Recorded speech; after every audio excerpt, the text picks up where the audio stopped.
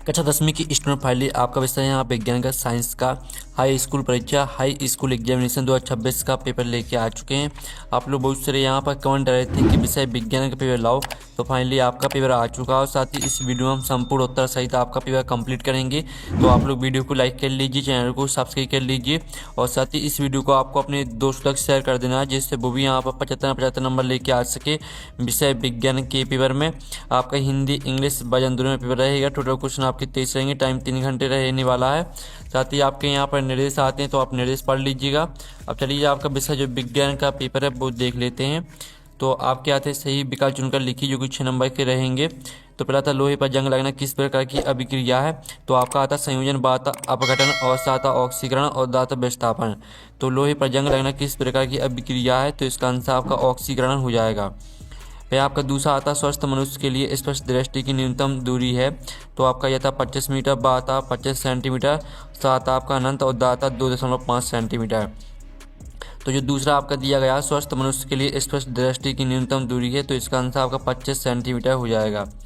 फिर आपका जो तीसरा आता आहार नाल के किस भाग में भोजन का पूर्ण पाचन होता है, तो आपका यह था आता अमाशय, बाता मुख और साता छोटी आंत, दाता बड़ी आंत।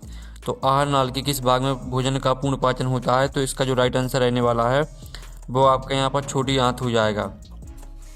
फिर आपका यहाँ पर चौथा आता है दो तंत्रिका कोशिका के मध्य खाली स्थान को कहते हैं, तो आपका आता डेंड्राइट, बाता सिनेप्स और साता एक्सॉन और दाता आवेग। तो दो तंत्रिका कोशिका के मध्य खाली स्थान को यहाँ पर हम कहते हैं सिनेप्स। फिर आपका पाँचवा देख लेते हैं। पाँचवा आपका यहाँ पर आता है विभवांतर का ऐसा ही मात्रक है, तो आपका आता है एम्पियर, बाता वॉट और साता ओम और दाता वोल्ट। तो विभवांतर का ऐसे ही मात्रक आपका वोल्ट हो जाएगा। फिर आपका छठवां आता निम्न में से कौन सा पादप हार्मोन है, तो आपका आता इंसुलिन, बाता थायरॉक्सिन और साता एस्ट्रोजन और दाता साइटोकाइनिन। तो निम्न में से कौन सा पादप हार्मोन है, तो इसका आंसर आपका साइटोकाइनिन हो जाएगा। ठीक है, इस तरह से आपके सही विकल्प कंप्लीट हो जाते हैं। साथ ही यहाँ पर इंग्लिश मीडियम के स्टूडेंट भी देख लीजिए। ठीक है, इंग्लिश मीडियम के स्टूडेंट भी देख सकते हैं। आप प्रश्न 2 आता रिक्त स्थानों की पूर्ति कीजिए जो कि आपके 6 नंबर के रहेंगे। तो पहला था गोली दर्पण की फोकस दूरी उसकी वक्रता त्रिज्या की आपकी आधी होती है। ठीक है, तो ये आपका यहाँ पर आधी राइट आंसर रहेगा। और जो आपके यहाँ पर आता दूसरा अधातुओं के ऑक्साइड प्रवाह डोनट होते हैं, तो अधातुओं के ऑक्साइड प्रवाह क्षारकीय होते हैं, अम्लीय होते हैं। आपके यहाँ पर इसका आंसर अम्लीय हो जाएगा। फिर तीसरा आता मनुष्य में डोनट जनन होता है, तो मनुष्य में होता है आपका लैंगिक जनन। ठीक है, लैंगिक आपका यहाँ पर राइट आंसर रहेगा।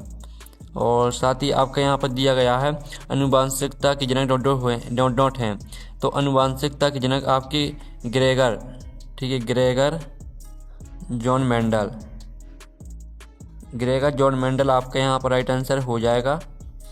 और साथ ही आपका यहाँ पर आता है पाँचवा सिरके में डोनट अम्ल होता है, तो सिरके में आपका एसिटिक अम्ल होता है। ठीक है, एसिटिक आपका इसका उत्तर यहाँ पर रहेगा।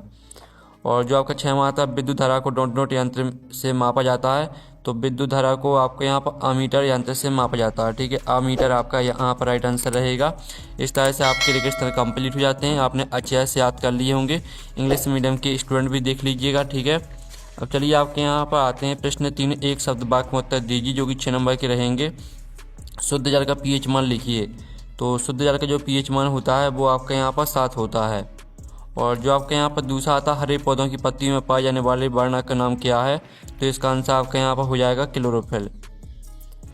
ठीक है, क्लोरोफिल आपका यहाँ पर राइट आंसर हो जाएगा।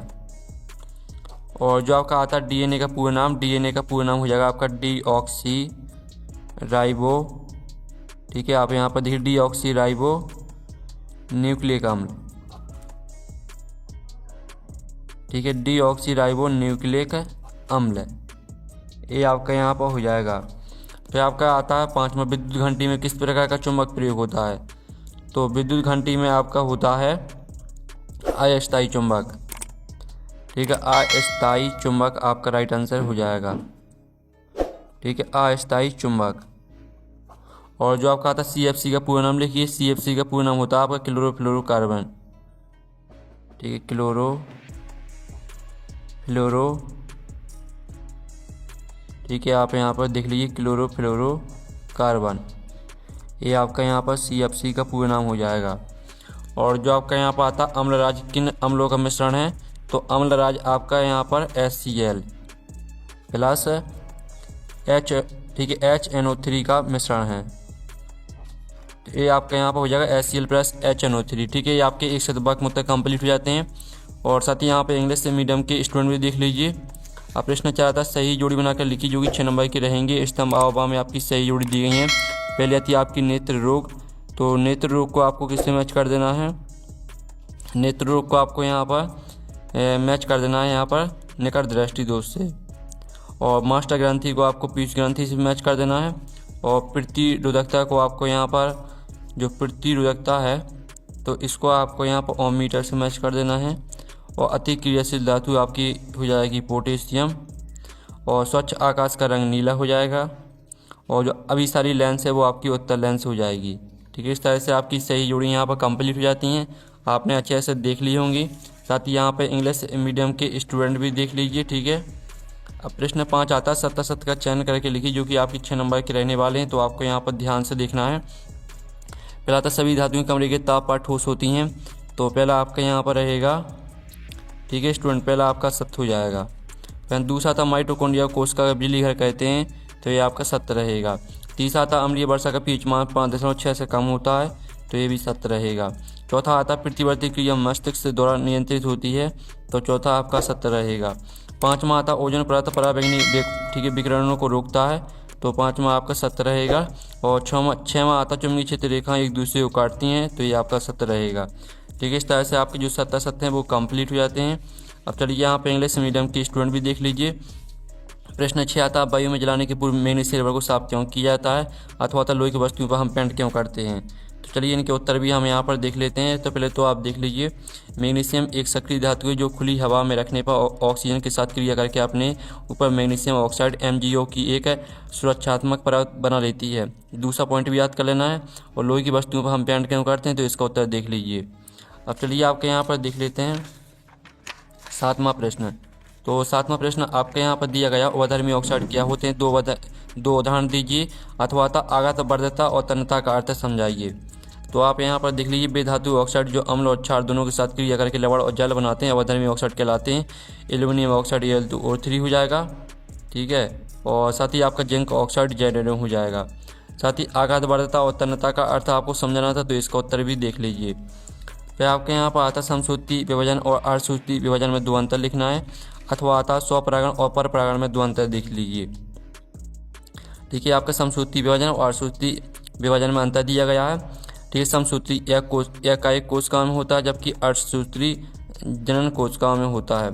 दूसरा पॉइंट भी याद कर लेना है। साथ ही स्वपरागण और परपरागण में भी अंतर देख लीजिए। स्वपरागण परागकण एक ही फूल या उसी पौधे के दूसरे फूल पर पहुँचते हैं।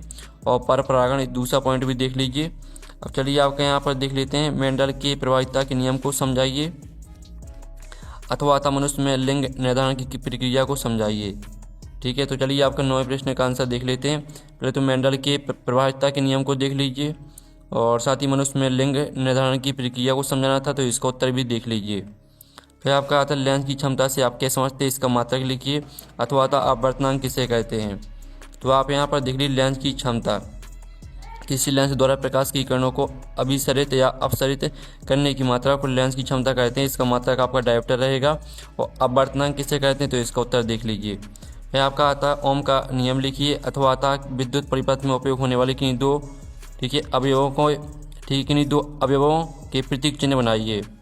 तो आप यहाँ पर देख लीजिए, ये आपका ओम का नियम दिया गया है और साथ ही ये आपके 2 प्रतीक चिन्ह दिए गए हैं, विद्युत शैल और प्रतिरोधक। इस तरह से आपको इनके ठीक है चिन्ह भी बनाना है। आपका आता परितंत्र में अपघटकों की क्या भूमिका है। अथवा आता खास श्रृंखला और खास जाल में 2 अंतर लिखना है। तो पहले तो आप परितंत्र में अपघटकों की क्या भूमिका, इसका उत्तर देख लीजिए। और खास श्रृंखला और खास जाल में अंतर देख लीजिए। ठीक है, इस तरह से आपका अथवा का उत्तर भी हो जाता है। अब आता आपका 13वां धोने का सोडा और बेकिंग सोडा के 2 उपयोग लिखिए। और साथ ही जो इसका अथवा वाला प्रश्न है वो भी हम यहाँ पर देख लेते हैं। ठीक है, आप यहाँ पर देख लीजिए, अथवा में दिया गया प्लास्टर और पेरिस को आर्द्रता रोधी बर्तन में क्यों रखा जाना चाहिए। तो आप यहाँ पर देख लीजिए, आपकी धोने के सोडा और बेकिंग सोडा के 2 उपयोग दिए गए हैं। ठीक है, और साथ ही प्लास्टर और पेरिस को आर्द्रता रोधी बर्तन में क्यों रखा जाना चाहिए, इसका उत्तर भी देख लीजिए।